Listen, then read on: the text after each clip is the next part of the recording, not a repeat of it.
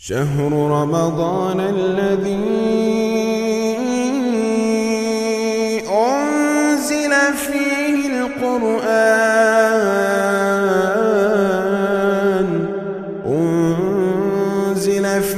القرآن هدى للناس وبينات من الهدى والفرقان. اس میں ایک عجیب بات بتائی جا رہی ہے کہ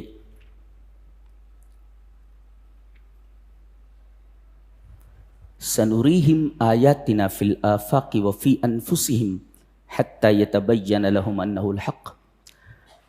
ہم عنقریب انفس اور آفاق میں، دنیا میں اور آدمی کے وجود میں، یعنی آدمی کے علاوہ جو کچھ ہے وہ آفاق ہے.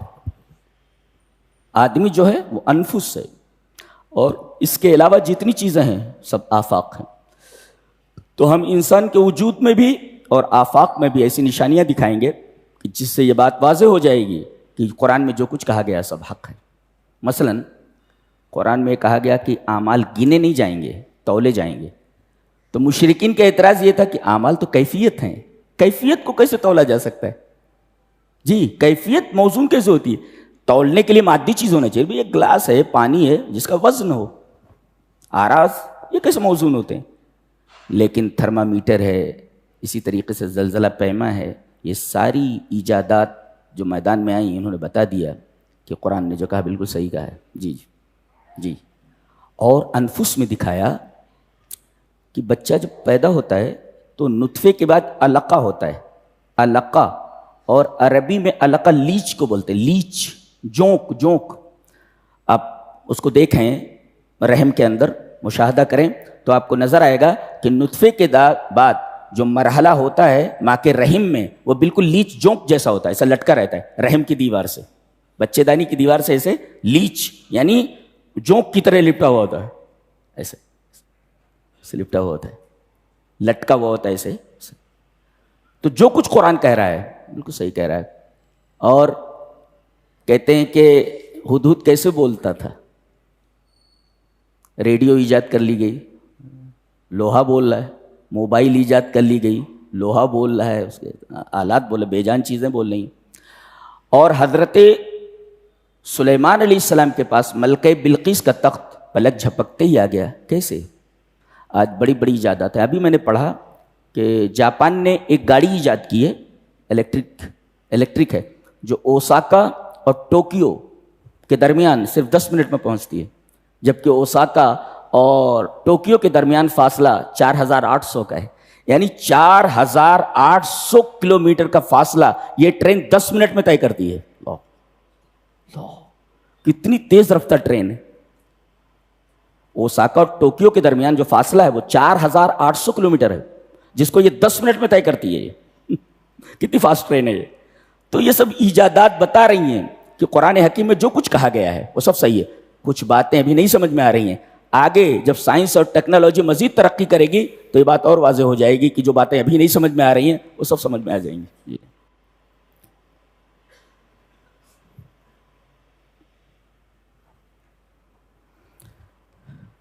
ہم میں اور دوسرے لوگوں میں فرق یہ ہے کہ ہم مانتے ہیں کہ ساری چیزیں اللہ کی ہیں، اور دوسرے لوگ کیا مانتے ہیں؟ ساری چیزیں اللہ ہیں، اور ہم مانتے ہیں کہ ساری چیزیں اللہ کی ہیں. ایسے لہو ما فی السماوات و ما فی الارض، اسی کی ہیں وہ ساری چیزیں جو آسمانوں اور زمینوں میں ہیں. جی.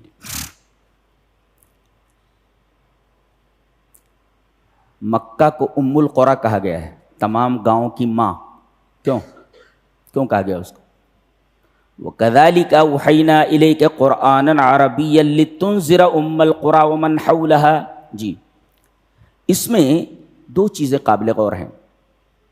ایک تو یہ کہ مکہ کو ام القری کہا گیا ہے، تمام گاؤں کی ماں. مفسرین نے اس کی تفسیر میں لکھا ہے لِأَنَّهَا أَقْدَمُ الْبِلَادِ، عرب میں سب سے پہلا گاؤں یہی ہے. جی، ما تقرت فی بلاد العرب قبل هذه القريہ، اس گاؤں سے پہلے بلاد عرب میں کوئی گاؤں تھا ہی نہیں، اسی وجہ سے اس کو ام القریٰ کہا گیا۔ اس کے بعد تمام بستیاں بسی ہیں بلاد عرب میں، سب سے پہلا گاؤں یہی ہے۔ تو گویا کہ اسی سے سارے گاؤں نکلے ہیں، اور بچے جس طرح کا ماں سے نکلتے ہیں ایسے ہی اس بستی سے تمام بستیاں نکلی ہیں، لہذا اس کا ام القریٰ کہنا بالکل بجا ہے، صحیح ہے۔ وَكَذَلِكَ أَوْحَيْنَا إِلَيْكَ قُرْآنًا، اور دوسری بات یہ کہے گی قرآن عربی زبان میں ہے، عربی زبان میں ہے، یہ کہنے کی کیا ضرورت تھی؟ کہتے ہیں کہ قرآن حکیم کو انتہائی گہرائی کے ساتھ، گہرائی کے ساتھ سمجھنے کے لیے عربی زبان کا جاننا ضروری ہے۔ اگر کوئی آدمی عربی زبان نہیں جانتا تو قرآن حکیم کو کما حق کہو گہرائی اور گہرائی کے ساتھ نہیں سمجھ سکتا۔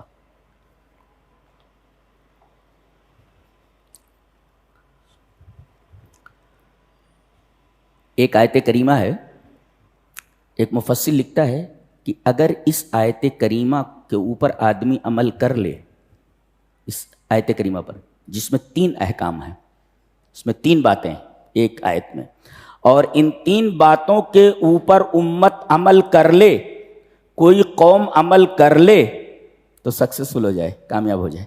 3 باتیں ہیں خالی، کون سی؟ وَمَا اخْتَلَفْتُمْ فِيهِ مِنْ شَيْءٍ فَحُكْمُهُ إِلَى اللَّهِ، کسی بھی بات میں اختلاف ہو جائے تو فیصلہ اللہ کی طرف چھوڑو، اللہ کیا فیصلہ کرتا۔ جی پہلی بات یہ، کوئی بھی معاملہ آئے اور کسی مسئلے میں اختلاف ہو جائے تو اختلاف کا حل اللہ کے پاس ڈھونڈو۔ وَمَا اخْتَلَفْتُمْ فِيهِ مِنْ شَيْءٍ فَحُكْمُهُ إِلَى اللَّهِ، پہلی چیز۔ اور دوسری چیز ہے فَاسْتَقِمْ كَمَا أُمِرْتَ، جیسا آپ کو حکم دیا گیا ہے اسی طریقے سے آپ اسلام کے راستے پر چلیں۔ جی اور تیسری چیز ہے اللہ ہی پر توکل ہونا چاہیے۔ جی ذالکم اللہ ربی علیہ توکلت والیہ انیب، اللہ پر توکل۔ جی اس کے بعد ایک آیت کریمہ ایسی آ رہی ہے، کہا گیا کہ لا نظیر لہا سوا آیت الکرسی، آیت الکرسی کے علاوہ پورے قرآن حکیم میں اس آیت کی نظیر ملتی نہیں ہے۔ یعنی گویا کہ آیت الکرسی کے بعد سب سے زیادہ اہم آیت یہ ہے، اور عجیب بات تو یہ ہے کہ اس میں بھی 10 جملے ہیں اور اس میں بھی 10 جملے ہیں، اس میں بھی 10 باتیں ہیں اور اس میں بھی 10 باتیں ہیں۔ اور ایک عجیب بات اور بھی ہے کہ آیت الکرسی میں جو 10 باتیں ہیں وہ عقیدے سے متعلق ہیں، اور یہ جو 10 باتیں ہیں یہ عمل سے متعلق ہیں۔ کتنی عجیب بات ہے۔ کہتے ہیں اس کی نظیر جو ہے آیت الکرسی کے علاوہ کسی اور جگہ نہیں ملتی۔ دیکھ لیتے ہیں۔ پہلی چیز فَلِذَلِكَ فَادْعُ، آپ اسی کی طرف دعوت دیجیے۔ کس کی طرف؟ پہلے دین کا تذکرہ کیا گیا، شرع لکم من الدین، اسی طرف اشارہ ہے۔ یہ جو اللہ نے دین بھیجا ہے اسی دین کی طرف آپ دعوت دیجیے۔ جی آج ہم کن کن چیزوں کی طرف دعوت دے رہے ہیں؟ فلاں مسلک کی طرف آ جائیے، فلاں مذہب کی طرف آ جائیے، فلاں شخصیت کی طرف آ جائیے۔ اللہ اکبر۔ کہا جا رہا ہے فَلِذَلِكَ فَادْعُ، یہ جو دین اللہ نے بھیجا ہے، جی اللہ نے جو دین بھیجا اسی کی طرف آپ بلائیے، کسی اور چیز کی طرف نہیں۔ پہلا حکم یہ۔ اچھا وَاسْتَقِمْ كَمَا أُمِرْتَ، یہ دوسری چیز ہے کہ اچھا ایک ہے جن چیزوں کا حکم دیا گیا ہے، تو ایک ہے جن چیزوں کا حکم دیا گیا ہے، حکم دینے والا کون؟ اللہ۔ تو جن چیزوں کا حکم دیا گیا ہے اس پر آپ عمل کریں، ایک۔ اور کما امرتا، جیسے اللہ نے کرنے کے لیے کہا ہے ویسے آپ عمل کیجئے۔ یہ دیکھیے 2 باتیں ہیں۔ ایک تو یہ ہے جن جن چیزوں کا اللہ نے حکم دیا ہے، جن جن چیزوں کا، آپ انہی پر عمل کیجئے، ایک۔ اور کما امرتا، اور جیسے جیسے کرنے کے لیے کہا ہے ویسے ویسے آپ ان پر عمل کیجئے۔ یہ 2 باتیں ہو گئی۔ وَاسْتَقِمْ كَمَا أُمِرْتَ، گویا کہ رسول بھی پابند ہے اللہ تبارک و تعالیٰ کے حکم کا، کہ اللہ جو حکم دے رسول کو اسی حکم پر عمل کرنا ہے، اور جیسے عمل کرنے کے لیے اللہ کہے رسول کو بھی ویسے ہی عمل کرنا ہے. اس میں رد ہے ان لوگوں کا جو کہتے ہیں لہو تصرف فی الکون کہ کائنات میں رسول اللہ صلی اللہ علیہ وسلم کو تصرف کا اختیار ہے. قطعاً نہیں، بالکل نہیں. جو جو چیزیں اللہ نے دی ہیں، جن جن چیزوں کا حکم دیا ہے ان کو بروئے کار لانا ہے، ان پر عمل کرنا، اور جیسے جیسے کہا کما امرتا ویسے ویسے عمل کرنا ہے. رسول کائنات میں مختار نہیں ہے، جی مختار نہیں ہے. تیسری چیز وَلَا تَتَّبِعْ أَهْوَاءَهُمْ، یہ تیسرا حکم ہے. آپ ان کی خواہشوں کی اتباع مت کیجیے. جی لوگوں کی خواہش کچھ ہے، فلاں کی خواہش کچھ ہے، آپ ان کے خواہشات کی اتباع مت کیجیے، ان کی خواہشوں کے پیچھے مت چلیے. فلاں آدمی یہ چاہ رہا، فلاں آدمی وہ چاہ رہا، فلاں وہ چاہ رہا ہے، تو ان کی چاہتوں اور ان کی خواہشوں کے پیچھے آپ مت چلیے، بالکل نہیں. یہ کیوں کہا گیا؟ یہ کیوں کہا گیا کہ آپ لوگوں کی خواہشات کے پیچھے نہ چلیے؟ اس لیے کہ اس ٹکڑے کا تعلق پہلے سے ہے. پہلے ٹکڑے سے کہا گیا کہ جن جن چیزوں کا حکم دیا گیا ہے آپ ان چیزوں پر چلیے، اور جیسے جیسے ان پر چلنے کے لیے کہا گیا ویسے ویسے چلیے. لیکن اگر آپ خواہشات کی اتباع کرنے لگیں گے تو پھر اللہ کے حکموں کے اوپر کیسے چل سکتے ہیں؟ خواہشات کی اتباع الگ ہے اور اللہ تبارک و تعالیٰ کے مامورات الگ ہیں اور ان کے طریقے الگ ہیں.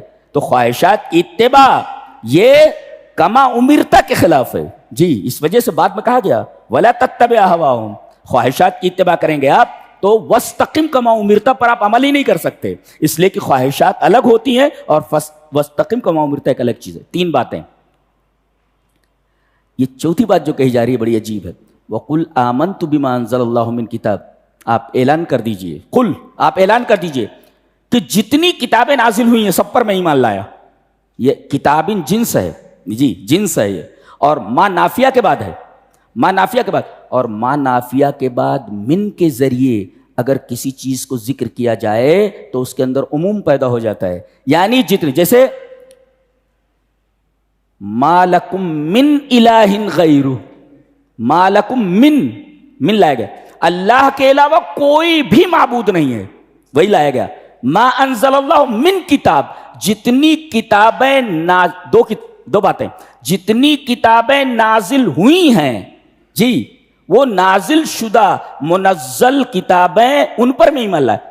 اشارہ اس بات کی طرف ہے آج جو کتابیں ہیں لوگوں کے پاس، جی انجیل ہے، تورات ہے، کہتے ہیں کہ یہ تورات ہے، یہ انجیل ہے، ہم اس پر ایمان نہیں لاتے. کیوں؟ اس لیے کہ اللہ نے جو نازل کیا تھا ان میں تحریف ہو چکی ہے. انجیل محرف ہے. یہ نہیں کہا جا سکتا کہ انجیل اسی طریقے سے جس طریقے سے اتری تھی. تورات اس کے بارے میں ہم نہیں کہہ سکتے کہ جس طریقے سے اتری تھی تورات اسی طریقے سے ہے. تو ہم تورات اور انجیل پر ایمان لاتے، مگر جو تمہارے ہاتھوں میں ہے اے یہود اور نصارہ، ہم ان پر ایمان نہیں لاتے، اس لیے کہ یہ وہ کتابیں نہیں ہیں جو اس وقت نازل ہوئی تھی موسیٰ پر اور عیسیٰ پر. یہ بڑی عجیب بات کہی گئی جی. وَقُلْ آمَنْتُ بِمَا أَنزَلَ، آپ اعلان کر دیجئے کہ میں ان تمام چیزوں پر ایمان لایا جو اللہ نے نازل کی ہیں. تمہارے پاس جو ہے وہ اس میں تحریف ہو چکی ہے، اس پر ہم ایمان لے آتے. اچھا پانچویں چیز وَأُمِرْتُ لِأَعْدِلَ بَيْنَكُمْ، مجھے حکم دیا گیا ہے کہ میں تمہارے درمیان عدل کروں، چاہے وہ معاملہ اپنے خلاف ہو، آپ کے والدین کے خلاف ہو، آپ کے کسی رشتہ دار کے خلاف ہو. لا، آپ ظلم نہیں کر سکتے، چاہے وہ مسلم ہو یا غیر مسلم ہو، کوئی بھی ہو، آپ اس کے ساتھ ظلم نہیں کر سکتے، اس کے ساتھ بھی آپ عدل ہی کریں گے.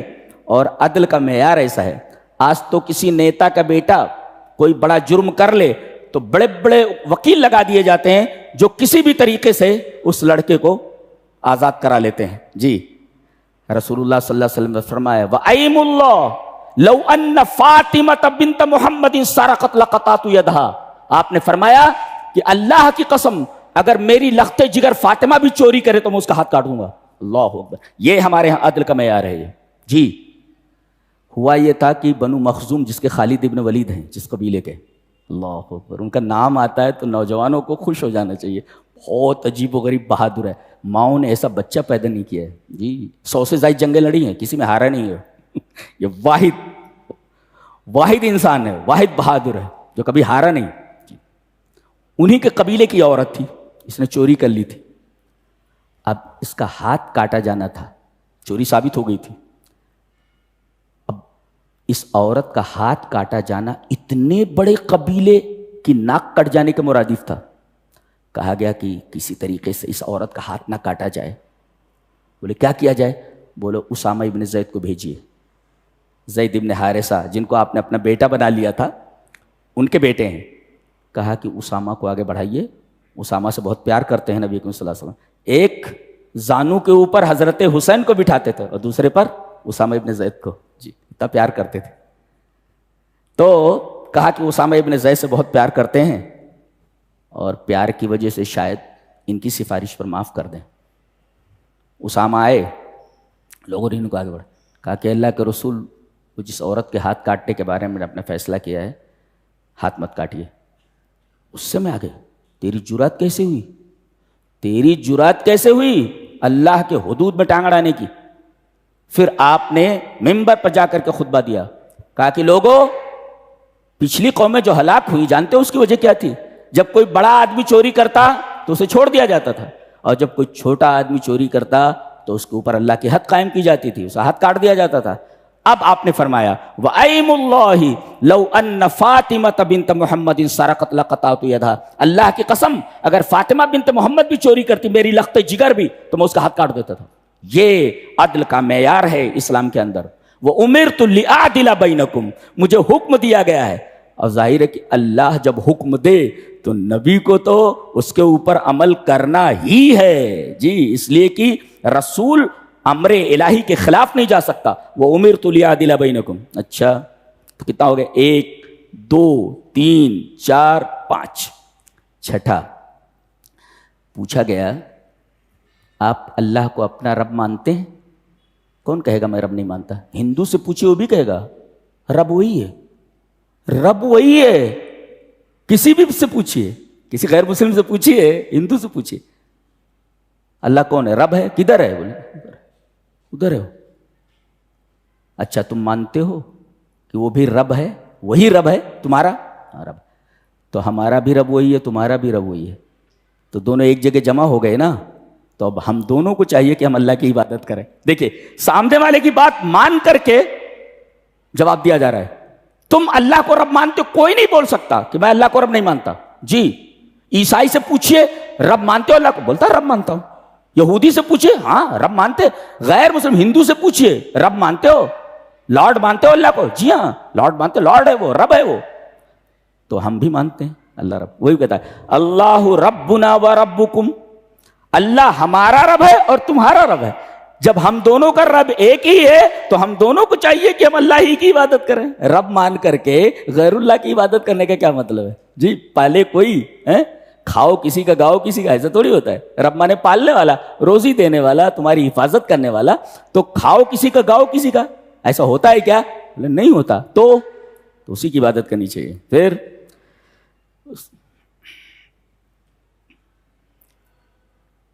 یہ کہا گیا ربنا و ربکم، تمہارا رب. کون؟ جو مسلمانوں کے علاوہ ہیں.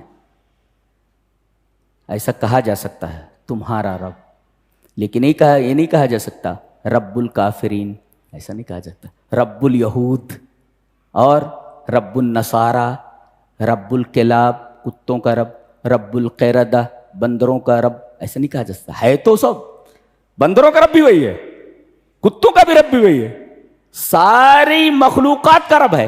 لیکن حقیر چیزوں کی طرف، اللہ کے نافرمانوں کی طرف اور حقیر لوگوں کی طرف رب کی اضافت نہیں کی جا سکتی. اللہ بندروں کا رب ہے لیکن حقیر ہے وہ، تو اتنی بڑی ذات کی اضافت حقیر مخلوق کی طرف کیسے کر سکتے ہیں آپ؟ تو بات کو دوسرے انداز سے کہا گیا تمہارا بھی رب ہے. ایک بادشاہ نے خواب دیکھا کہ اس کے تمام دانت گر گئے ہیں. بہت پریشان ہوا، تمام دانت گر گئے. منجمین کو بلایا، معبرین کو. اس خواب کی تعبیر بتائیں. بولے بادشاہ سلامت کیا خواب ہے؟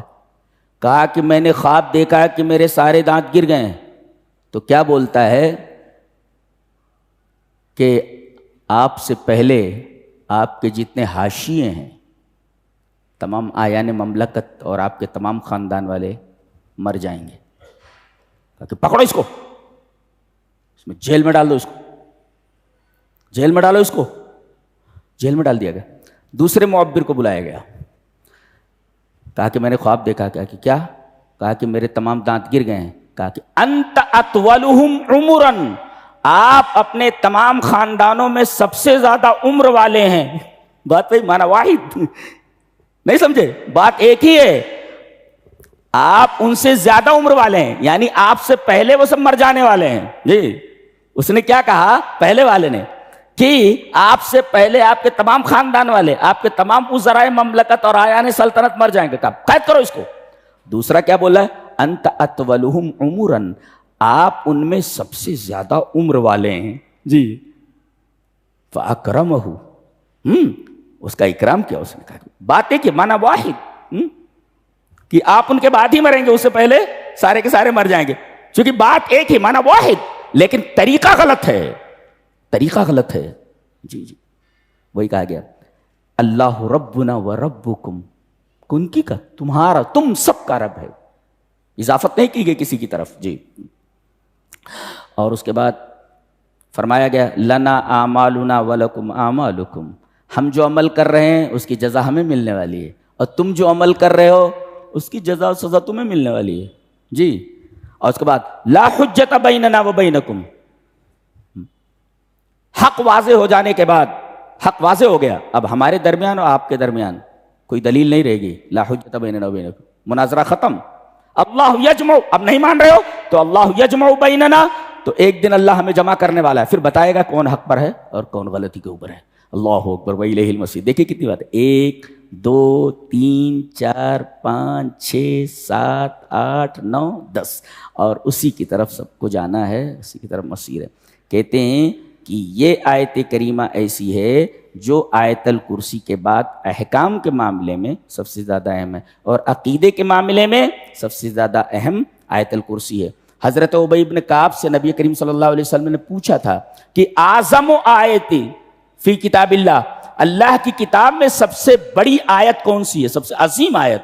تو حضرت ابی بن کعب نے کہا تھا اللہ کے رسول آیت الکرسی ہے. تو آپ نے ان کا سینہ ٹھونکتے ہوئے، سینے پر ہاتھ مارتے ہوئے کہا اے ابو المنذر تمہارا علم تمہیں مبارک ہو. پتہ یہ چلے کہ دین کا کوئی مسئلہ کوئی بتائے تو شاباشی دینا چاہیے، اور شاباشی پیٹھ ٹھونک کر نہیں، سینے پر ہاتھ مار کر شاباشی دینی چاہیے. جی یہ اسلام کا طریقہ ہے. ہم لوگ پیٹھ ٹھوکتے ہیں نا، لا لا لا، سینے ٹھوکتے ہوئے کہا جی فضرب بصدرہ، آپ نے ان کے سینے کے اوپر ہاتھ مارا اور کہا کہ اے ابو المنذر، جو ابی بن کعب کی کنیت ہے، کہا تمہارا علم تمہیں مبارک ہو. آگے بڑی پیاری بات کہی جا رہی ہے یستعجل بها الذین لا یؤمنون بها، جی والذین آمنوا مشفقون منها ویعلمون انها الحق الا ان الذین یمارون فی الساعة لفی ضلال بعید. اس کے بعد کہ اللہ لطیف بعبادہ. لطیف کا مطلب ہوتا ہے کہ جو دکھائی نہ دے، اور کبھی کبھی ایسا کام ہو جو دکھائی نہ دے. ایک مفسر اللہ تبارک و تعالیٰ کی صفت کی ضمن میں لکھتا ہے جب تمام اسباب منقطع ہو جائیں، تمام سہارے ٹوٹ جائیں، اور تمام مصیبتیں آپ کو گھیرے ہوئے ہوں، اور آپ کو بظاہر کوئی بچانے والا نہ ہو، ایسی صورت میں اگر آپ بچا لیے جائیں تو اللہ تبارک و تعالیٰ کی صفت لطیف کا مظہر ہے یہ فعل. جی آپ بچ گئے ہیں. جی جی بچنے کا کوئی طریقہ نظر نہیں آ رہا ہے، اور وہاں آپ بچ جا رہے ہیں. تو اللہ کی صفت لطیف کو اگر سمجھنا ہے تو پھر اس جگہ سمجھو جہاں پر تمام اسباب منقطع ہو چکے ہوں، اور پھر آپ کا کام بن جائے. کوئی سبب نظر نہ آ رہا ہو کام بنانے کا، اور اس وقت آپ کا کام بن جائے تو آپ کو اللہ تبارک و تعالیٰ کی یہ صفت سمجھ میں آئے گی. اللہ لطیف بعبادہ، اللہ اپنے بندوں پر لطیف ہے. جی یہ مطلب ہے اس کا. اس کے بعد کہا گیا یہ دنیا کھیتی ہے، اس میں دو طریقے کے کسان ہیں، ایک آخرت کا کسان اور ایک دنیا کا کسان۔ کیا بات ہے، اللہ۔ من کان یرید حرث میں کھیتی، من کان یرید حرث الآخرۃ نزد له فی حرثہ ومن کان یرید حرث الدنیا نؤتہ منھا وما لہ فی الآخرۃ من نصیب۔ زمین کھیتی ہے، کسان اسی زمین کے ہیں اور دونوں اسی زمین میں کھیتی کر رہے ہیں جی، لیکن اسی زمین میں ایک کسان کھیتی صرف دنیا کے لیے کر رہا ہے اور ایک آخرت کے لیے کر رہا ہے جی۔ ایک اسی کو سب کچھ سمجھ رہا ہے، کھیتی ہی کو، اور ایک کھیتی کو آخرت کے لیے ذریعہ بنا رہا ہے۔ اللہ فرما رہا ہے دونوں کے بارے میں، کسان دو ہیں ان کے بارے میں، دونوں کے بارے میں فرمایا جو آدمی دنیا کی کھیتی کر رہا ہے جی تو ہم اس کو اتنا ہی دیں گے جتنا ہم چاہتے ہیں، اور جو آدمی آخرت کی کھیتی کرتا ہے اس کو ہم اتنا دیں گے جتنا وہ چاہتا ہے جی جی۔ اس کا یہ مطلب ہے کہ اسی زمین میں اگر آدمی آخرت کی کھیتی کر رہا ہے تو اللہ نے یہ نہیں کہا کہ ہم دنیا نہیں دیں گے، ہم دنیا بھی دیں گے، لیکن آخرت کے لیے وہ کھیتی کر رہا ہے تو دنیا بھی اسے ملے گی اور آخرت بھی ملے گی۔ لیکن ایک آدمی صرف دنیا کی کھیتی کر رہا ہے تو صرف اسے دنیا ہی ملے گی۔ تو اللہ تبارک تعالیٰ نے فرمایا کہ کسان دو ہیں، جو دنیا کی کھیتی کر رہا ہے ہم اسے اتنا دیں گے جتنا ہم چاہتے ہیں، اور جو آخرت کی کھیتی کر رہا ہے ہم اس کو اتنا دیں گے جتنا وہ چاہتا ہے۔ تو کیسا کسان بننا چاہیں گے آپ؟ آخرت کا کسان بننا چاہیے، یہ حقیقت بیان کی گئی ہے۔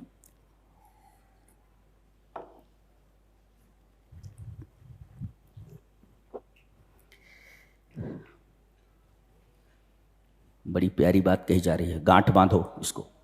وَيَسْتَجِيبُ الَّذِينَ آمَنُوا وَعَمِلُوا الصَّالِحَاتِ وَيَزِيدُهُم مِّن فَضْلِهِ۔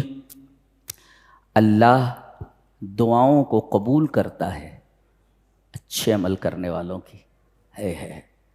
ایک مفسر اس پہ لکھتا ہے کُلَّمَا زَادَ إِيمَانُكَ أُسْرِعْتَ إِجَابَتُكَ۔ آپ کا ایمان جتنا بڑھتا جائے گا اتنی ہی زیادہ آپ کی دعا جلد قبول کی جائے گی۔ بعض لوگ ہوتے ہیں دعا کرتے ہیں اور جلدی قبول نہیں ہوتی تو کہتے ہیں دعا قبول ہی نہیں ہو رہے۔ اللہ کے بندے، اب ایک تیر چلانے والا ہے، اس نے کافی پریکٹس کی ہوئی ہے جی، تو وہ اگر نشانہ لگائے گا تو تقریباً اس کا ہر تیر ٹارگٹ کو پکڑ لے گا، ٹارگٹ کو چھو لے گا۔ اور ایک آدمی تیر چلانے میں ماہر ہی نہیں ہے تو کوئی تیر لگے گا کوئی تیر نہیں لگے گا۔ یہ تو ایک بدیہی بات ہے، اس پر کوئی دلیل قائم کرنے کی ضرورت نہیں ہے۔ تو وَيَسْتَجِيبُ الَّذِينَ آمَنُوا وَعَمِلُوا الصَّالِحَاتِ، اللہ قبول کرتا ہے ایمان اور عمل صالح کرنے والوں کی دعاؤں کو جی۔ اس کا مطلب یہ ہوا کُلَّمَا زَادَ إِيمَانُكَ أُسْرِعْتَ إِجَابَتُكَ، جتنی زیادہ تیرے ایمان کے اندر بڑھوتری ہوگی، تیرا ایمان بڑھے گا، اتنی ہی جلدی ایمان جتنا بڑھا، ایمان میں زیادتی ہوئی، اتنی جلدی تیری دعا قبول ہوگی، یہ فرمایا گیا۔ لہذا اگر دعا جلدی قبول کروانا چاہتے ہو اللہ سے کہ اللہ جلدی دعا قبول کر لے تو اپنا ایمان بڑھاؤ۔ اچھا، اور بہت جلدی آپ کو اپنی دعا قبول کروانی ہے، بہت جلدی، تو آپ کسی اجنبی آدمی جس کو آپ پہچانتے نہ ہوں چپکے سے اس کی مدد کر دیں جی جی، بہت جلدی دعا قبول ہو جاتی ہے۔ نہیں معلوم ہے آپ کو؟ حضرت موسیٰ علیہ السلام 8 دن سے بھاگ رہے ہیں فرعون سے بچنے کے لیے، مصر سے بھاگے ہیں، جنگل کی پتیاں کھا رہے ہیں، اس لیے کچھ ہے نہیں۔ وہ آ کر کے آدمی نے بتایا تیرے قتل کا پلان بن رہا، بھاگ یہاں سے، ان الملا یأتمرون بک لیقتلوک فاخرج، نکل یہاں سے۔ فخرج منها خائفا یترقب، ادھر ادھر دیکھتے ہوئے اور ڈرتے ہوئے بھاگے، وقت ہی نہیں تھا کہ کچھ توشہ لیں، بھاگے۔ 8 دن تک یہ آدمی چلتا رہا ہے، جنگل کی پتیاں کھاتا رہا، پیر میں کچھ ہے نہیں، کپڑے پھٹ چکے ہیں۔ مدین پہنچے جہاں وہ بزرگ آدمی تھے، اس کنویں کے اوپر دیکھا جہاں یہ جس درخت کے نیچے بیٹھے ہوئے تھے کہ سامنے ایک کنواں ہے اور بہت سارے چرواہے اپنے اپنے مویشیوں کو پانی پلا کر وہاں سے چلے جا رہے ہیں. 2 لڑکیاں ایک طرف کھڑی ہیں, آتے ہیں, قال ما خطبکما, کیا بات ہے؟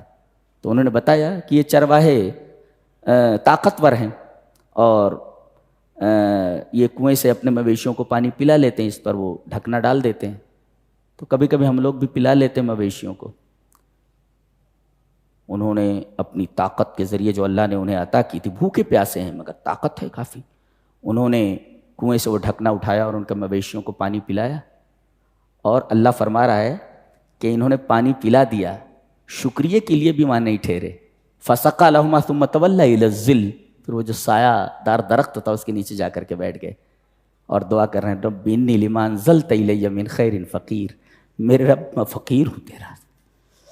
الخیرات کلها تنزل من السماء, تمام کی تمام خیرات آسمان سے اترتی. جی, الخیرات کلها تنزل من السماء رب انی لما انزلت الی من خیر فقیر, میرے رب جو خیر تو نازل کر رہا اس کا میں فقیر ہوں, میں محتاج ہوں. نبی بھی فقیر ہی ہوتا ہے. جی, نبی فقیر ہوتا ہے.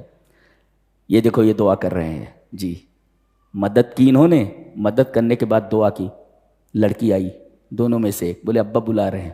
دیکھو یہاں چھوکری کا بھی انتظام ہو گیا اور نوکری کا بھی انتظام ہو گیا. انہوں نے کہا کہ میں اپنی ایک بیٹی کی شادی تجھ سے کرنا چاہتا ہوں, اور نوکری یہ رہی کہ 8 سال تک جو ہے بکریاں چرائے گا تو میری. جی, نوکری بھی مل گئی اور چھوکری بھی مل گئی. تو اگر فوراً آپ دعا قبول کروا تو فوراً دعا قبول ہوئی ہو. ادھر دعا کی انہوں نے, مدد کی, پریشان حالوں کی, اور اجنبی ہیں, شکریہ کی بھی پرواہ نہیں کی انہوں نے.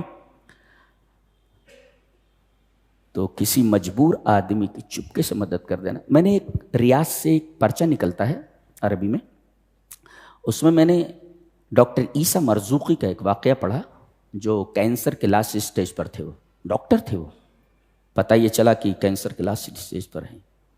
ڈاکٹروں نے کہہ دیا آپ اتنے بڑے ڈاکٹر ہیں اور بے احتیاطی کیسی ہوئی کہ کینسر اس معیار تک پہنچ گیا, اس لیول تک پہنچ گیا اور آپ کو خبر نہیں ہوئی, آپ نے غفلت کی ہے, اب آپ چند دنوں کے مہمان ہیں. اتنا بڑا ڈاکٹر, بہت پیسے والا.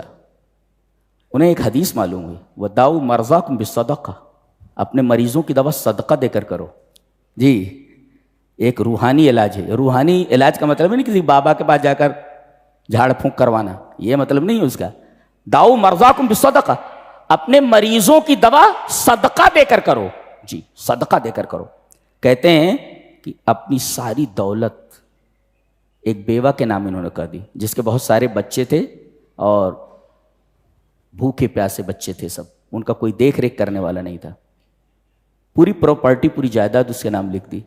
اس کے بعد تھوڑے دنوں کے بعد انہیں انتظار تھا میں مر جاؤں گا. چیک اپ کرایا تو پتہ چلا کینسر ہی نہیں ہے ان کو. جی, کینسر نہیں, کینسر. کہتے ہیں اس دا کی کوئی دوا نہیں. اللہ فرماتا ہے اپنے نبی کے ذریعے, جتنی دا یعنی بیماری نازل کی ہے اس کے ساتھ میں نے دوا نازل کی ہے. اب یہ تم نہ پہنچ پاؤ, تم کہتے ہو میڈیکل سائنس, ارے تمہارے میڈیکل سائنس کی کیا اوقات, ہاں وہاں تک پہنچے نہیں. یہ بھی اور رب تعالیٰ نے ہم ایسے ہی ٹھیک کر دیا اس کا, اس لیے کہ شافی تو وہی, انت شافی لا شفاء الا شفاء شفاء لا یغادر. یہ نیکی کر کے دیکھو, کوئی مصیبت آنے والی ہو وہ دور ہو جائے گی, مصیبت میں مبتلا ہو مصیبت دور ہو جاتی. جو کام کرنا وہ کرتے نہیں. بابا, ارے بابا خود محتاج ہے, وہ تمہارا کیا بنا سکتا, بابا خود محتاج. بابا تو کیا کرنا, یہ تعویذ لو, یہ گھر کی چوکھٹ کے نیچے گاڑ دینا, اسے پیڑ پر لٹکا دینا. ارے منحوس کہیں کا, بدماش کہیں کا, یہ سب کرنے سے کیا ہونے والا ہے؟ مرض کچھ ہے اور دوا کچھ بتا رہا ہے. تو مریض عشق پر لعنت خدا کی, مرض بڑھتا گیا جوں جوں دوا کی, تو وہ تو علاج ہی نہیں ہے نا اس کا. بیماری کچھ ہے اور دوا کچھ دے رہا ہے. دوا یہاں ہے. جی, بداؤ مرضاکم بالصدقہ. تو جتنی جلدی آپ جو ہے اللہ سے دعا قبول کروانا چاہتے ہیں تو اتنا ایمان آپ بڑھائیے. اس کے بعد ایک اصول بتایا جا رہا ہے کائنات کا کہ یہ نشیب و فراز کیوں ہے. جی, کسی کو اللہ نے بہت امیر بنا دیا, کسی کو غریب بنا دیا, ایسا کیوں ہے؟ سب کو برابر کر دیتا. فرمایا گیا وَلَوْ بَسَطَ اللَّهُ الرِّزْقَ لِعِبَادِهِ لَبَغَوْا فِي الْأَرْضِ, اگر ہم روزی کشادہ کر دیتے اپنے بندوں کے لیے تو یہ زمین میں بغاوت کرتے، زمین میں، اس لیے کہ جب پیسہ آتا ہے تو پھر آدمی کی جو خواہش وہ پوری ہونے کا نام نہیں لیتی ہے، فساد پیدا ہو جاتا۔ اور دوسرے یہ کہ ما خدم احد احدا، کوئی کسی کی خدمت کرتا ہی نہیں۔ آپ کو اپنا جوتا خود بنا لینا، جی، آپ کو اپنا کپڑا خود سل لینا، آپ کو اپنی ٹوپی خود بنا لینا، آپ کو اپنا علاج خود کر لینا۔ یہ جو نشیب و فراز رکھا ہے، ایک بیمار ہے ایک ڈاکٹر ہے، کہیں گے نہیں تو سب کچھ آپ کو ہونا، وہ تو ممکن نہیں ہے۔ ما خدم احد احدا، تو کوئی آدمی کسی کی خدمت کرتا ہی نہیں۔ تو یہ جو نشیب و فراز رکھا ہے امیری اور غریبی کا، تاکہ غریب تمہارا کام کرے اور تم غریب کو پیسہ دو، نہ اس کا تمہارے اوپر کوئی احسان، نہ تمہارا اس کے اوپر کوئی احسان۔ یہ نشیب و فراز اس طرح رکھا ہوا ہے۔ وَلَوْ بَسَطَ اللَّهُ الرِّزْقَ لِعِبَادِهِ لَبَغَوْا فِي الْأَرْضِ۔ ایک حدیث ہے اسی آیت کریمہ کے ضمن میں، بعض مفسرین نے بیان کیا کہ اللہ تبارک و تعالی کسی آدمی کو مال دیتا ہے، نبی نے فرمایا اس لیے دیتا ہے کہ مال ہی سے اس کی اصلاح تھی، اگر اس کو میں غریب کر دیتا تو اس کا دین خراب ہو جاتا، اور کسی کے لیے غریبی یہ بہتر تھی، اگر ہم اس کو امیر کر دیتے تو اس کا دین خراب ہو جاتا۔ اس کا مطلب یہ ہوا کہ امیری اور غریبی کا تعلق بھی دین سے ہے۔ ہاں، اللہ کسی کو غریب کرتا ہے تو یہ فلسفہ ہے، اور کسی کو امیر کرتا ہے تو یہ فلسفہ ہے جو حدیث پاک میں بیان کیا گیا۔ جی، کسی کو پیسہ دے دیا جائے جی اور اسی کے لائق ہے تو اس کا دین خراب نہیں ہوگا، اور کسی کے لائق فقر ہے، فقر دے دیا گا، غریبی دے گی تو اس کے دین خراب نہ ہو۔ بہت پیاری، حیرت ناک کتاب ہے یہ، حیرت ناک کتاب ہے، اور ساری چیزیں تو ایک ساتھ بیان بھی نہیں کر سکتے۔ اللہ اکبر۔ کہتے ہیں جو کشتیاں ہیں بڑی بڑی، جانتے ہو کشتیاں، ٹنوں ٹن وزن والی کشتیاں پانی کے اوپر کھڑی رہتی ہیں، ذرا ایک سوئی ڈال کر کے دیکھو، معمولی ایک سوئی ڈال کر کے دیکھو ڈوب جائے گی وہ۔ اتنے بڑے بڑے جہاز سطح آپ پر کیسے کھڑے رہتے ہیں؟ کیا وجہ؟ ہم نے پانی کو ایسا قانون دیا ہے کہ ہلکی چیز ڈالی جائے تو ڈوب جائے، اور وزنی چیز ایک خاص انداز سے بنا کر ڈالی جائے تو کھڑی رہتی ہے۔ یہ قانون ہم نے دیا ہوا ہے، اور یہ سب ہوا کی وجہ سے ہے۔ جی، کہتے ہیں کہ پانی پر کوئی چیز رکھی جائے تو جتنا وزن ہوتا ہے اس کا اتنا پانی ہٹتا ہے، یہ قاعدہ ہے پانی کا۔ پانی پر کوئی چیز ڈالی جائے تو جتنا اس کا وزن رہتا ہے اتنا وہ پانی کو ہٹاتا ہے پانی کو، یہ قاعدہ ہے، یہ قانون ہے، اللہ نے دیا ہوا ہے پانی کو۔ جی، اگر یہ قانون نہ ہوتا، فرمایا گیا ان یشاء یسکن الريح فیظللن رواکد علی ظہرہ، جی اگر وہ چاہتا تو ہوا کو روک دیتا، ہوا کو ساکن کر دیتا، فیظللن رواکد علی ظہرہ، تو سطح آپ کے اوپر ساری کی ساری کشتیاں کھڑی ہو جاتی، چلتی ہی نہیں ہو، گویا کہ ان کا چلنا اللہ تبارک و تعالیٰ کے حکم سے ہے۔ جی، کسی شاعر نے اچھا کہا ہے کہ سمندروں میں موافق ہوا چلاتا ہے، سمندروں میں موافق ہوا چلاتا ہے، جہاز خود نہیں چلتے، خدا چلاتا ہے۔ تو ومن آیاتہ الجوار فی البحر کالاعلام ان یشاء یسکن الريح فیظللن رواکد علی ظہرہ۔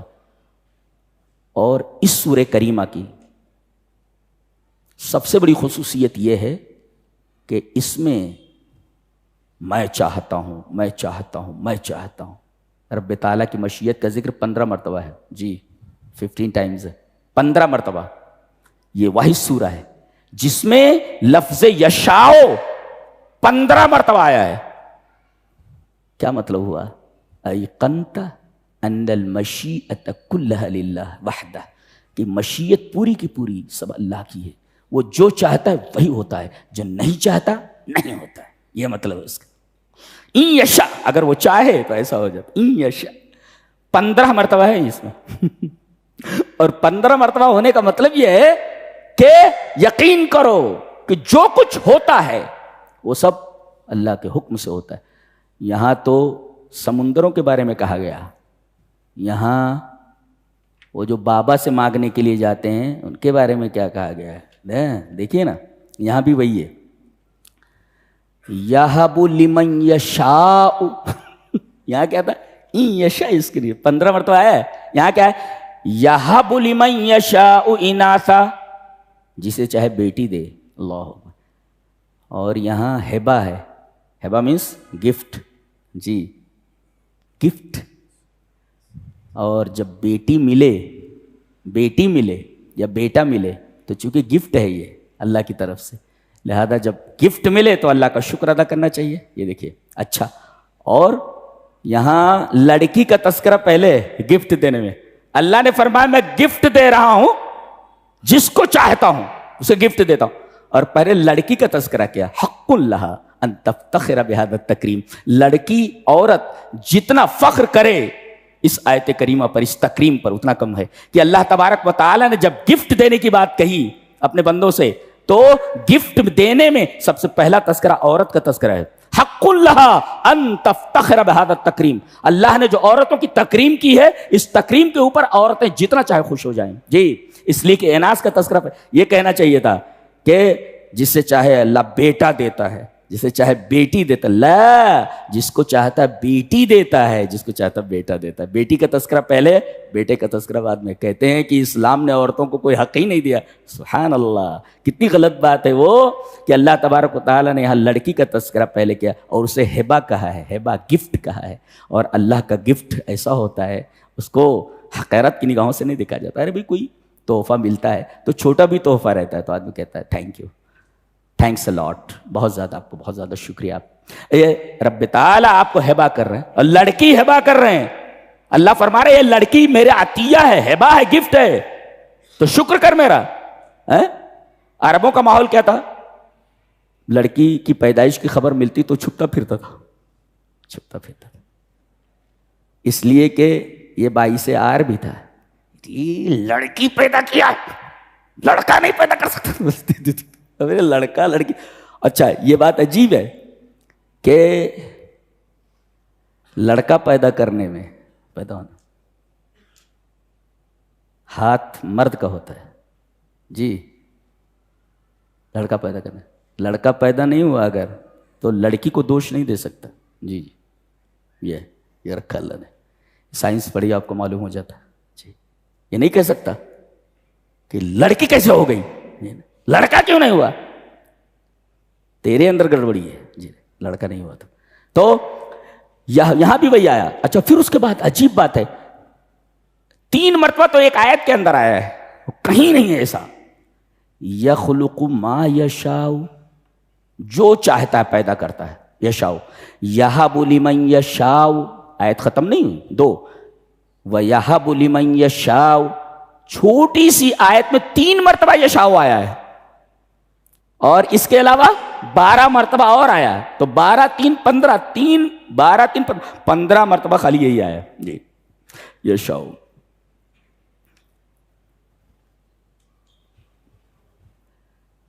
وہی جو نبی پر آتی تھی، کتنی قسمیں اس کی وحی کی؟ 7 قسمیں اس کی بتاتے ہیں. 7 قسمیں کون کون سی؟ الرؤیا الصالحہ، سچے خواب. نبی کا خواب سچا ہوتا ہے. جی خواب سچا نہ ہوتا تو حضرت ابراہیم علیہ السلام صرف خواب کی وجہ سے اپنے بیٹے کو ذبح کرنے کے لیے نہ لے کر چلے جاتے. خواب میں جو کہا گیا نبی کا خواب سچا ہوتا ہے. جی تو رؤیا صالحہ. اور دوسرا ہے نفس فی الروع. نفس فی الروع کا مطلب ہوتا ہے فرشتہ آپ کے قلب مبارک میں وہ بات ڈال دے.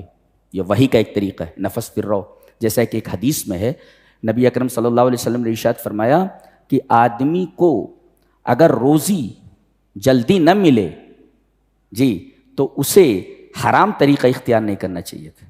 جی اگر روزی آنے میں تاخیر ہو جائے تو آدمی روزی کو حرام طریقے سے حاصل نہ کرے. یہ بات نبی کریم صلی اللہ علیہ وسلم فرمایا نفس فی روعی. جی جبریل نے میرے دل میں وہ بات پھونکی، اس کو نفس فی روع کہتے. تو ایک ہوتا ہے دل میں بات پھونکنا، دوسرا ہے روح صالحہ جو ہے اچھا خواب، اور تیسرے ہے جبریل کا، فرشتے کا آدمی کی شکل میں آنا. آدمی کی شکل میں آنا. اکثر دہیا کلبی کی شکل میں آتے تھے نبی کریم صلی اللہ علیہ وسلم کے پاس. انسانی شکل میں فرشتہ ہے اور عجیب و غریب فرشتہ ہے. ہزاروں سال پہلے کی بات بتا رہا ہے کہ فرعون جب ڈوب رہا تھا تو وہاں تھا میں. جبریل اتارے نبی سے, فرعون جب ڈوب رہا تھا تو میں وہاں تھا. وہ ایمان لا رہا تھا, 3 مرتبہ اس نے ایمان کے لیے بات کہی. میں نے جلدی سے وہ سمندر کی کالی مٹی اٹھائی. اللہ اکبر, اس کا ہاتھ کتنا بڑا ہے, سیکنڈوں میں وہ دریا کی گہرائی میں پہنچ گیا. وہاں سے کالی مٹی نکال کر کے اس کے منہ میں ٹھوس دی. اور نبی سے بتا بھی رہے تھے کہ وہ ایمان لا رہا تھا تو میں نے سمندر کی کالی مٹی اٹھا کر کے اس کے منہ میں ڈال دی کہ کہیں اللہ کی رحمت جوش میں نہ آ جائے اور اس ظالم کو بخش نہ دے. اللہ. تو یہ ہزاروں سال پہلے کی بات بتا رہے, یہ اتنا عجیب و غریب فرشتہ ہے. تو کبھی انسانی شکل میں آتے تھے, اکثر دہیہ کلبی ایک صحابی ان کی شکل میں آتے, اور اپنی اصلی صورت میں 2 مرتبہ, ایک دنیا میں اور ایک آسمان میں. 2 مرتبہ نبی کریم صلی اللہ علیہ وسلم نے دیکھا ان کو اصلی شکل میں. ان کے 600 پر تھے. اللہ اکبر. آپ غار حرا سے نکلے, اچانک آپ کی نظر ہورائزن پر پڑی, افق کے اوپر. آپ نے حضرت جبریل کو دیکھا, آپ کپا گئے, ڈر گئے آپ پوری طریقے سے. آپ بہت بہت زیادہ ڈر گئے, خوف زدہ ہو گئے ہو جبریل کو دیکھ کر کے. آپ نے بتایا کہ میں نے دیکھا کہ پورا افق, پورا ہورائزن بھرا ہوا ہے. اتنا بڑا فرشتہ ہے, پورا افق بھرا ہوا ہے, پورا ہورائزن, اور ان کے 600 پر ہیں. اتنا اللہ اکبر, استغفر اللہ. یہ ہے فرشتے اللہ کے. اللہ, یہ فرشتہ یہ اپنی اصلی شکل میں 2 بار آیا اور نبی کریم صلی اللہ علیہ وسلم نے دیکھا ان کو. ایک جب معراج میں گئے تھے تب, اور ایک دنیا میں غار حرا سے آپ نکلتے ہوئے ان کو دیکھ رہے ہیں. 4. اور ایک ہے سلسلۃ الجرس کی آواز آتی تھی. سلسلۃ الجرس, جیسے سلسلۃ الجرس کس کو بولتے, اونٹوں کی قطار جا رہی ہو اور سب کے گلے میں گھنٹیاں ہوں, تو اب سارے اونٹ ایک ساتھ چل رہے ہیں اور گھنٹیاں بج رہی ہیں, تو گھنٹیوں کا جو ردم ہوتا ہے, ردم ایک ساتھ, بالکل اسی طریقے کی آواز آتی تھی. وہ فرشتہ دور سے قلب نبوی کے اوپر وحی کرتا تھا. سلسلۃ الجرس اس کو بولتے ہیں. کہتے ہیں وحی کا یہ طریقہ نبی کریم صلی اللہ علیہ وسلم کے اوپر بہت گراں ہوتا تھا. اتنا وزن ہوتا تھا اس کا کہ اگر آپ اونٹ کے اوپر بیٹھے ہوتے تھے اور اس طریقے کی وحی آتی تھی تو اونٹ بیٹھ جاتا تھا, اونٹ بیٹھ جاتا تھا. سلسلۃ الجرس. اللہ اکبر, کیا کیا کیفیتیں ہیں ہم کو معلوم نہیں ہے. یہ دنیا پوری کی پوری مسٹیریس ہے, پورے فل آف مسٹریز. جی ہماری عقل, ہماری صلاحیتیں, ہمارا علم بہت کم ہے, بہت کم ہے. جی بہت کم ہے ہمارا علم. تو ایک دفعہ حضرت زید بن ثابت کے زانوں کے اوپر آپ سر رکھ کر کے سوئے ہوئے تھے. اسی دوران وہی آ گئی سلطنت. حضرت زید بن ثابت پہلوان تھے, طاقتور. ایسا بتا رہے تھے کہ ایسا لگ رہا تھا جیسے میری یہ ٹانگ پھٹ جائے گی, میرے زانوں پھٹ جائیں گے ایسے, جبکہ خالی سر رکھا ہوا ہے. اللہ. اور ایک طریقہ ہے بغیر حجاب کے بات کرنا, حجاب کے پیچھے سے بات کرنا, یہی بتایا گیا یہاں پہ. وما كان لبشر ان يكلمه الله الا وحيا او من وراء حجاب. جیسے معراج میں آپ گئے تو اللہ تبارک و تعالیٰ نے ایک پردے کے پیچھے سے ڈائریکٹ کلام فرمایا, بیچ میں کوئی واسطہ نہیں ہے. جی تو جبرائیل آتے تھے, یا خواب میں آپ کو بتا دیا جاتا تھا, یا آپ کے دل میں بات ڈال دی جاتی تھی, یا فرشتہ انسانی شکل میں آتا تھا, یا فرشتہ اپنی اصلی شکل میں آتا تھا, اور یا نفس فی الروح ہوتا تھا. اب یہ آخری شکل جو بتائی جا رہی ہے یہ ہے کہ اللہ اور رسول کے درمیان کوئی واسطہ نہ ہو, بیچ میں حجاب کے پیچھے سے, من ورائے حجاب, پردے کے پیچھے سے اللہ ڈائریکٹ آپ کو وحی کرے. یہ طریقہ. اس کے بعد کہا گیا کہ ہمارے نبی ہم نے آپ پر روح وحی کی ہے. روح, قرآن حکیم کو روح کہا جا رہا ہے. ایک مفسر لکھتا ہے کما اللہ حیات للجسد بلا روح فلا حیات للقلب اذا بعد عن کلام اللہ. کہتے ہیں کہ جیسے جسم میں روح نہ ہو تو وہ زندہ نہیں ہوتا, جی مر جاتا ہے, ایسے ہی دل میں اگر قرآن نہ ہو تو دل مر جاتا ہے. تو جیسے جسم کی زندگی کے لیے روح ضروری ہے، ایسے قلب کی زندگی کے لیے قرآن حکیم ضروری ہے، ورنہ دل مر جاتا ہے. اس لیے قرآن اللہ کے رسول صلی اللہ علیہ وسلم کے قلب پر نازل ہوا. قل نزلہ علی قلبک، اے ہمارے حبیب ہم نے قرآن کو آپ کے دل کے اوپر نازل فرمایا ہے. وَكَذَلِكَ أَوْحَيْنَا إِلَيْكَ رُوحًا مِّنْ أَمْرِنَا. جب روح نکل جاتی ہے جی تو اس کے ساتھ دو ہی معاملہ کیا جاتا ہے. کیا؟ تو جلا دیا جاتا ہے یا پھر گاڑ دیا جاتا ہے، اس کو دفن کر دیا جاتا ہے. ہماری زندگیوں سے قرآن نکل چکا ہے، لہذا ہمیں کوئی زندہ جلا دے یا دفن کر دے یا مار کر پھینک دے تو یہ اس کی غلطی نہیں ہے، غلطی تمہاری ہے، اس لیے کہ تم تو لاش ہو نا. لاشوں کے ساتھ دو ہی معاملے کیے جاتے ہیں، یا تو جلا دیا جاتا ہے یا پھر زمین میں دفن کر دیا جاتا ہے. قرآن سے وابستہ ہو جاؤ ورنہ بہت خطرے میں ہو، بہت خطرے میں ہو. قرآن کے قلعے میں آ جاؤ ورنہ بہت پریشانی ہے، یقین مانو آپ. وَكَذَلِكَ، ماحول کچھ اچھا نہیں ہے. وَكَذَلِكَ أَوْحَيْنَا إِلَيْكَ رُوحًا مِّنْ أَمْرِنَا مَا كُنْتَ تَدْرِي مَا الْكِتَابُ وَلَا الْإِيمَانُ. آپ کو معلوم نہیں تھا اس قرآن سے پہلے کہ ایمان کیا ہوتا ہے اور کتاب کیا ہوتی ہے. آپ کو قرآن نے بتایا ہے کہ واٹ از ایمان، جی واٹ از کتاب، کتاب کس کو کہتے ہیں. جی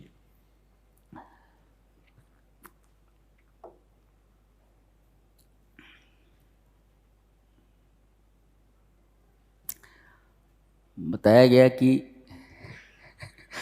اچھی بات کہی جا رہی کہ یہ مشرکین جو تھے یہ کہتے تھے کہ فرشتے اللہ کی بیٹیاں ہیں. اچھا، فرشتے اللہ کی بیٹیاں ہیں. اس پر دیکھیے اللہ تبارک و تعالیٰ کا تبصرہ، ریمارک دیکھیے.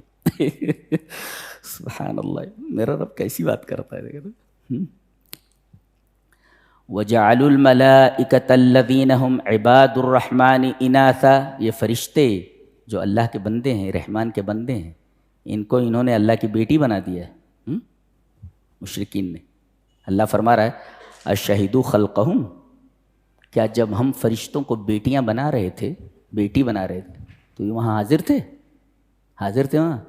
یہ تو گواہی ہے نا ایک طریقے کی. اشہدوا خلقہم، اللہ نے فرشتوں کو بیٹیاں بنایا اپنے. اچھا، جب میں بیٹیاں بنا رہا تھا تب تم وہاں حاضر تھے؟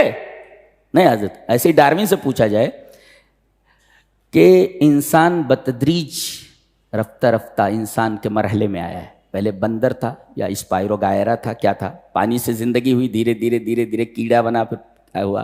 آگے بندر بنا، بندر سے انسان بن گیا. اچھا، ڈاروین سے پوچھا جائے یہ جو سوال یہاں کیا گیا کہ جب اللہ بندر سے انسان بنا رہا تھا، یا چھوڑو، بندر جس وقت انسان بن رہا تھا کہ یہ بندر ہے اور اب یہ دیکھو یہ انسان بن گیا، ڈاروین وہاں موجود تھا؟ لا لا لا، تو یہ غیر سائنٹیفک ہے، بالکل سائنٹیفک ہے ہی نہیں ہے.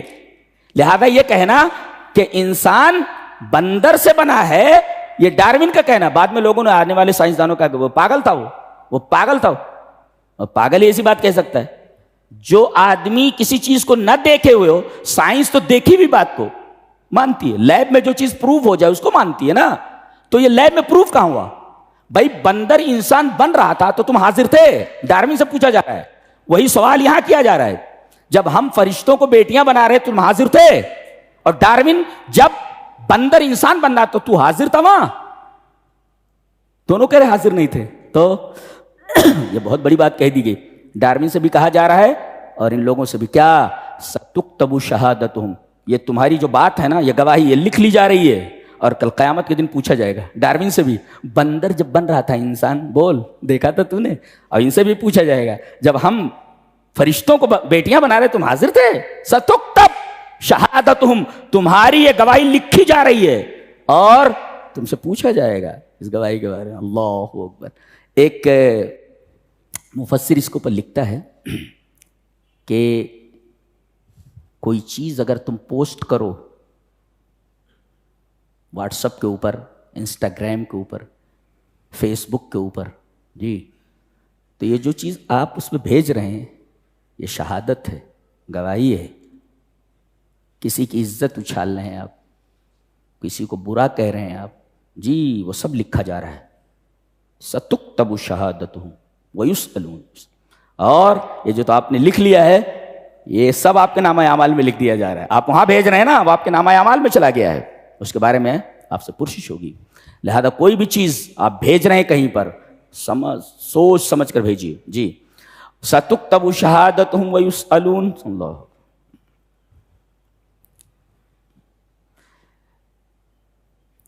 ایک بات کہی گئی کہ کوئی بڑا ہے کوئی چھوٹا ہے.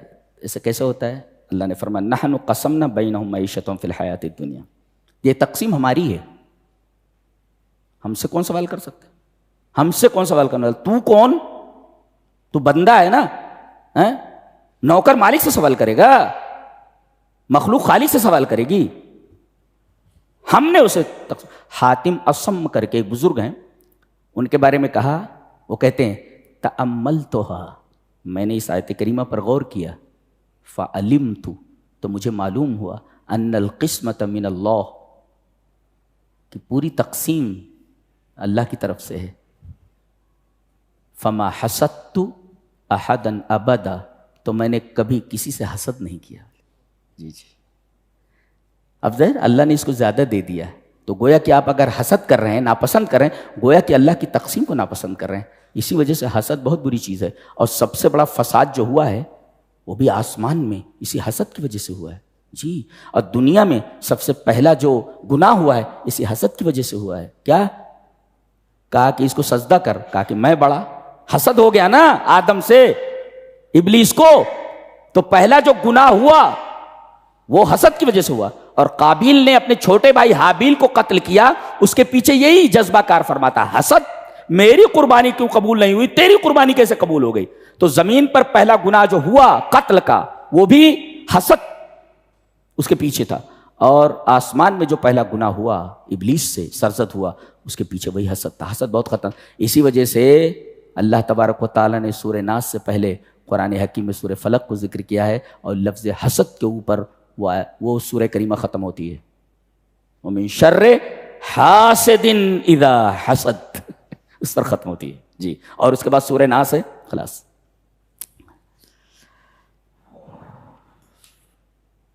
تو اللہ کسی کو کم دے رہا ہے، کسی کو زیادہ دے رہا ہے، تو سب اللہ کی تقسیم ہے. کسی کو زیادہ دے دے، حسد نہیں کرنا چاہیے، دعا کرنی چاہیے اس کے لیے.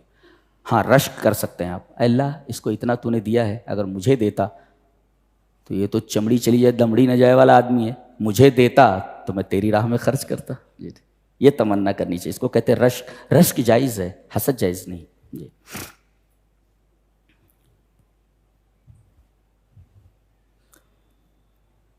سب سے بڑا فتنہ جانتے ہیں کیا ہے؟ سب سے بڑا فتنہ یہ ہے، اعظم الفتنتی، سب سے بڑا فتنہ، ان تتمسک بالشر وتدعو الیہ وتدفع الخیر وتحذر منه وتحتسب یا وتحسب انک علی ہدی. یہ سب سے بڑا فتنہ ہے. کیا ہے سب سے بڑا فتنہ؟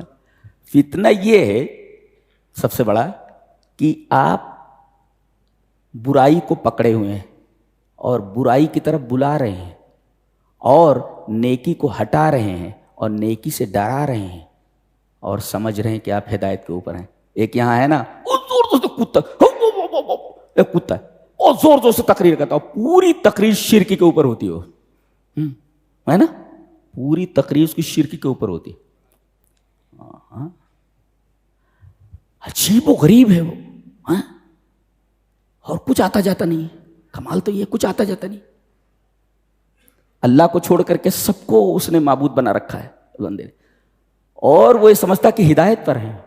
اچھا توحید سے ہٹا رہا ہے اور شرک سے ڈرا رہا ہے، شرک سے ڈرا رہا ہے اور توحید سے ہٹا رہا ہے. عجیب بات. تو سب سے بڑا فتنہ یہ ہے کہ آدمی ناحق پر ہو اور ناحق کی طرف دعوت دے رہا ہو اور حق کو ہٹا رہا ہو اور حق سے لوگوں کو ڈرا رہا ہو، اس کے باوجود یہ سمجھ رہا ہو کہ وہ حق کے اوپر ہے. یہ دنیا کا سب سے بڑا فتنہ ہے. اعظم الفتن اعظم البلایا.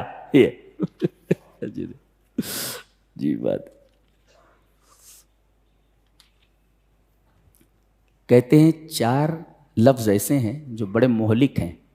اربع کلمات مہلکات، 4 لفظ ایسے ہیں جو بڑے مہلک ہیں، ہاں ہلاک کر دینے والے.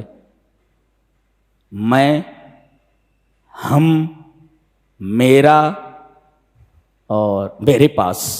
جی یہ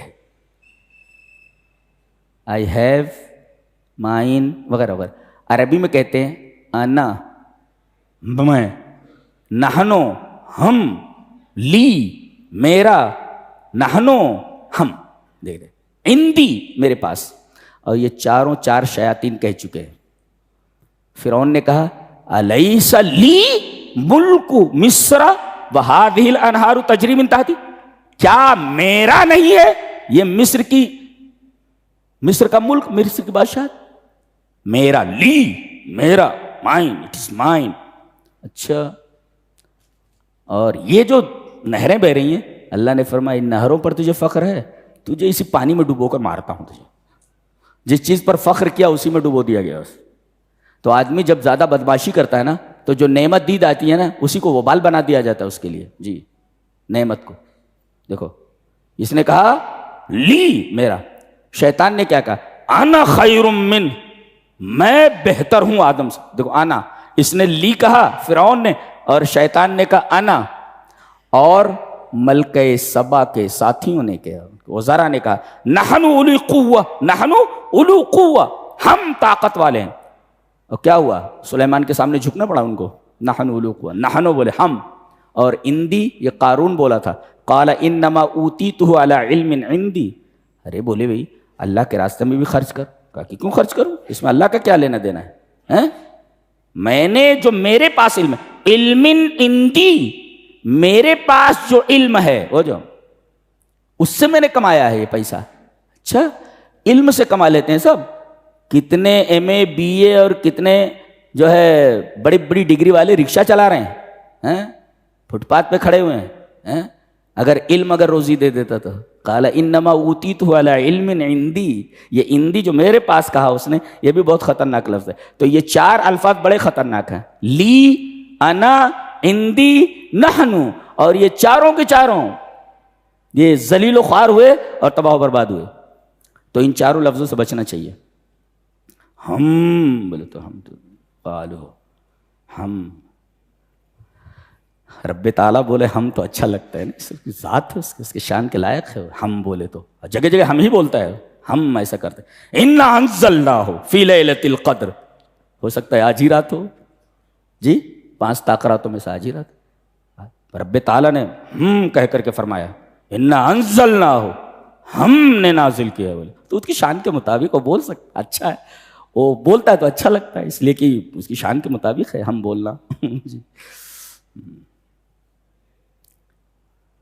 جنت میں سب کچھ ملے گا. بولتا ہے وَفِيهَا مَا تَشْتَهِي الْأَنفُسُ. جی 2 قسم کی نعمتیں ہیں. جی ایک جو دل چاہے گا اور ایک جو آنکھیں چاہیں گی. دنیا میں آدمی انہی دونوں کے پیچھے دوڑ رہا ہے، جو دل چاہ رہا ہے، اور دوسری چیز جو آنکھیں چاہ رہی ہیں. عین کی جمع اعین، آنکھیں، آئیز. جو فرمایا گیا وَفِيهَا مَا تَشْتَهِيهِ الْأَنفُسُ. ہماری جنت میں آ جاؤ، تمہارے دل جو چاہیں گے سب ملنے والے. وَتَلَذُّ الْأَعْيُنُ. اور آنکھیں جو چاہیں گی وہ ملنے والا ہے. یہ نعمت ہے، یہ قرآن حکیم بیان کرتا ہے. تمہاری تمناؤں کی تکمیل، تمہاری تمناؤں کا جواب، تمہاری خواہشوں کا جواب، تمہاری آنکھوں کی چاہت، ساری چیزیں یہاں ہیں. مکان تسکین تمنا، مقام تکمیل آرزو صرف اور صرف جنت ہے. جی اور آگے فرمایا گیا یہاں کون لوگ آنے والے ہیں؟ وَتِلْكَ الْجَنَّةُ الَّتِي أُورِثْتُمُوهَا بِمَا كُنْتُمْ تَعْمَلُونَ. نیک عمل کرنے والے یہاں آنے والے ہیں. بتا بھی دیا گیا کہ کائے کے لیے. اس کے بعد سورہ دخان آ رہی ہے جس میں آج رات کا تذکرہ ہے. فرمایا گیا حامیم والکتاب المبین. قرآن حکیم کی قسم، قرآن کی قسم کھا کر کے بتایا جا رہا ہے کہ قرآن کو ہم نے کب نازل کیا ہے اور قرآن کا مرتبہ کیا ہے. دیکھیں ایک چیز، قرآن کی قسم کھائی گئی. والکتاب المبین، کتاب مبین کی قسم.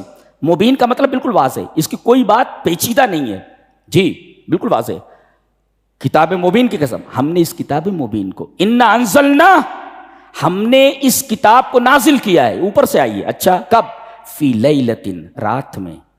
اور رات اس کے نازل ہونے کی وجہ سے مبارک ہو گئی ہے. مبارک ایک رات کا اجر 1000 مہینے کے برابر ہے. یہ مبارک ہے، یہ برکت ہے، یہ برکت ہے اس کی. تو 3 کام ہوا جی. چوتھا فیہا یفرق کل امر حکیم، آج ہی رات فیصلہ کر دیا جاتا ہے تمام حکیمانہ معاملات. کس کو اگلا رمضان نہیں ملنا ہے، قبر میں پہنچ جانا ہے، زمین کے اوپر ہے، زمین کے نیچے چلے جانے والا ہے. کتنے بیٹھے ہوئے ہیں، میں بھی ہو سکتا ہوں جی. ان گارنٹیڈ ہے زندگی کا لمحہ لمحہ، ان گارنٹیڈ ہے. سب سے زیادہ ان گارنٹیڈ اگر کوئی چیز ہے تو انسان کی حیات. ہم ایک کپڑا خریدتے ہیں، گارنٹی مانگتے ہیں اس سے. کوئی چیز خریدتے ہیں، گارنٹی مانگتے ہیں. یہ واحد چیز ہے زندگی، اس کا لمحہ لمحہ ان گارنٹیڈ ہے، کبھی بھی آ سکتا ہے موت کا فرشتہ. جی ہریالی ہوگی کہ بدحالی ہوگی کہ خوشحالی ہوگی، کس کو کب مرنا ہے، کس کو کتنا روپیہ ملنا ہے جی، کس کو صحت ملنا ہے، کس کو بیمار ہونا ہے. Everything is written in this night. تو اب everything is being written in this night جی. فیہا یفرق کل امر حکیم، اس میں ہر حکیمانہ چیز کا فیصلہ کر دیا جا رہا ہے. اور یہ ہماری طرف سے، اللہ فرما رہا ہے جب وہ بولے تب اچھا لگتا ہے. امرم من عندنا، یہ تمام کے تمام فیصلے میری طرف سے ہیں جی. اللہ اکبر.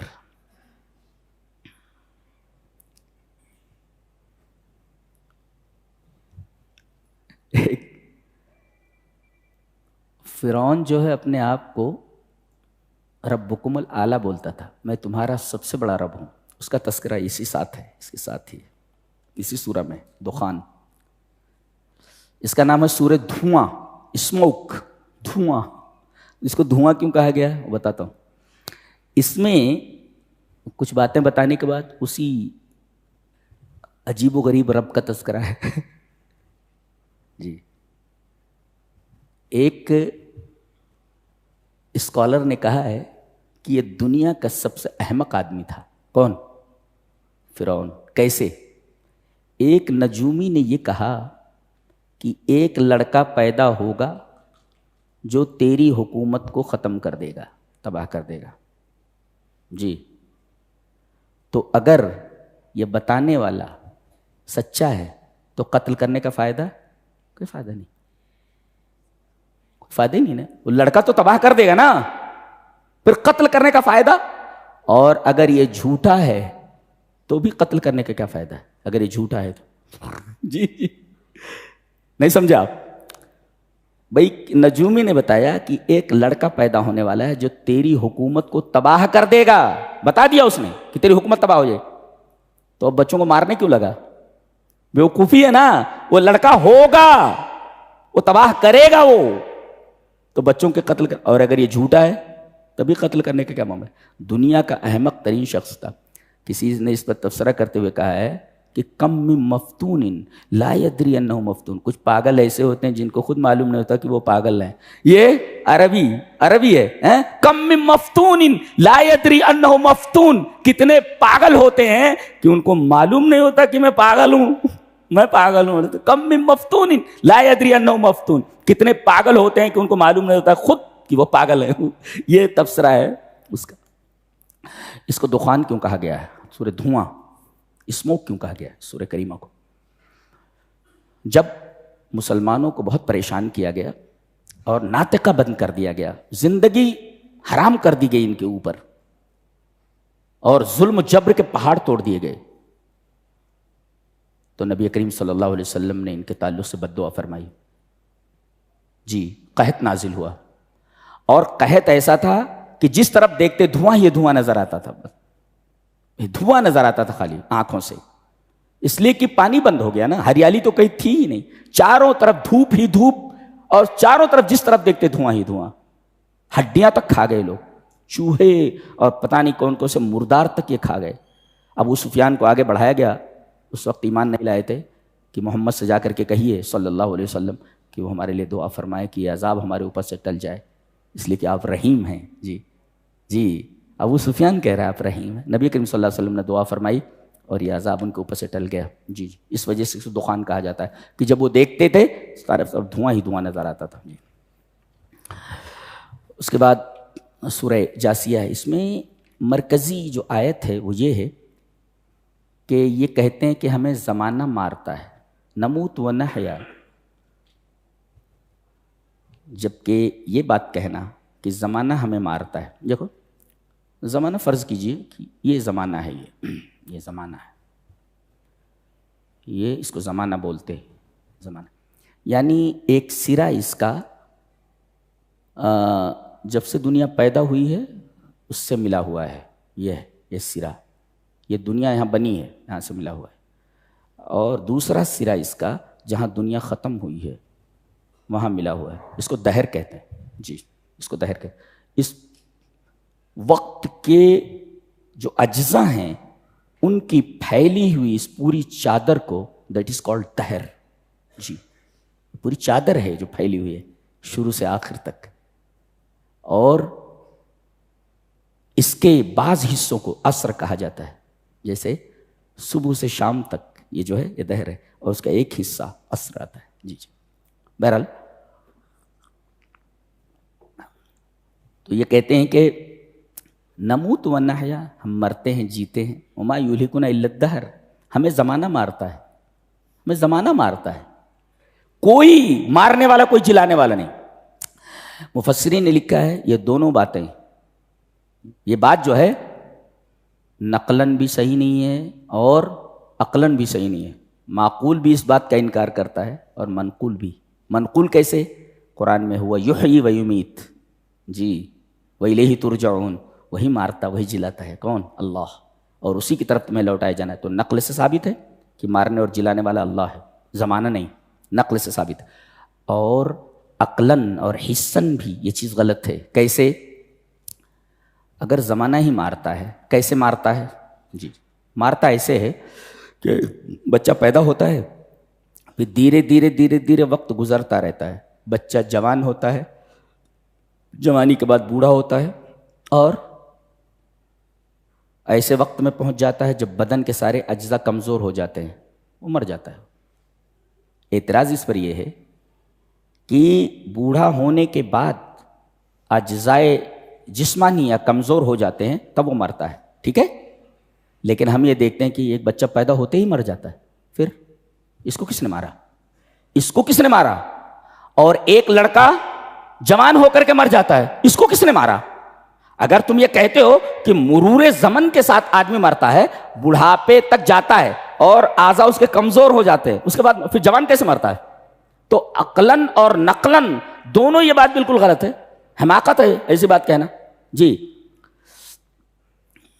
اور ان سے بھی یہ پوچھا جائے کہ زمانہ جب مارتا ہے، زمانے کو دیکھا ہے تم نے؟ شہیدو، تو یہ بھی ایک طریقے کی شہادت، یہ لکھی جا رہی ہے، قیامت کے دن پوچھا جائے گا کہ تم نے یہ بات کیسے کہی۔ یہ تھا 25ویں پارے کی تفسیر کا خلاصہ۔ اللہ ہمیں نیک عمل اور اچھی سمجھ کی توفیق عطا فرمائے۔ وآخر دعوانا الحمدللہ رب العالمین۔